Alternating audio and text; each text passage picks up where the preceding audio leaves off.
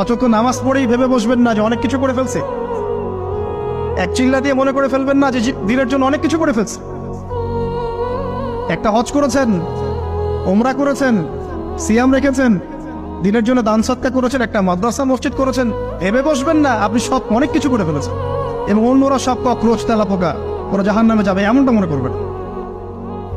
জানি না আমরা যে কার আমলের কতটুকু আল্লাহর কাছে কবুল হচ্ছে। তো এখানে এই ব্যক্তির সমস্যা ছিল এই, সে নিজের আমলটাকে অনেক ভারী মনে করছিল এবং সে স্টেটমেন্ট দিয়ে ফেললো যে তোকে আল্লাহ পাক মাফ করবে না।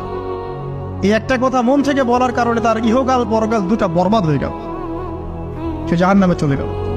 ঠিক আরেক ব্যক্তির ঘটনা আছে এমন, এগুলো সবগুলো রেফারেন্স আছে। এক ব্যক্তি প্রচুর ইবাদত করত, আল্লাহ পাক তার ইবাদত করার জন্যে পাহাড়ের চূড়ায় একটা সুন্দর ব্যবস্থাও করে দিয়েছিলেন। সেখানে ডালিম গাছ হতো, ঝর্ণা আসতো, খাবারের কোনো অভাব নাই। হাদিসে এসেছে 500 বছর সে ইবাদত করেছে। কত বছর?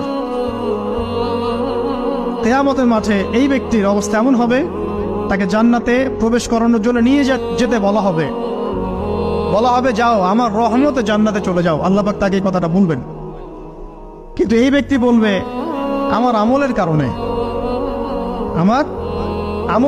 আল্লাহ পাক বলবেন আমার রহমতে জান্নাতে চলে যাও। ব্যক্তি বলবে আমার আমলের কারণে। আল্লাহ রাব্বুল আলামিন তখন তাকে দেওয়া সমস্ত নেয়ামতগুলোকে এক পাল্লায় করবেন আর তার সমস্ত আমলকে আরেক পাল্লায় করবেন। তারপর দেখা যাবে আল্লাহর সমস্ত নেয়ামত তার একটা চোখের সমান হয় নাই। কথা কি বুঝতে পারছেন? একটা চোখের যে নেয়ামত আল্লাহ পাকের, সমস্ত আমল ও 500 বছরের ইবাদত এতটুকু হয়নি। তারপর তাকে বলা হবে ওকে জাহান্নামে নিয়ে যাও।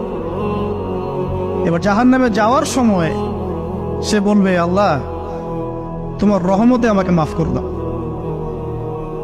তখন আল্লাহ পাক তাকে আবার ডেকে নিয়ে আসবে, বলবেন যে তোমাকে যে আমি ইবাদত করার জায়গা করে দিয়েছিলাম, এটাকে তুমি নিজে করেছো না আমি করেছি? সে বলবে আপনি করেছেন। তোমাকে যে আমি সৃষ্টি করেছিলাম তখন কি তুমি কোন আমল করেছিলে? বলবে না।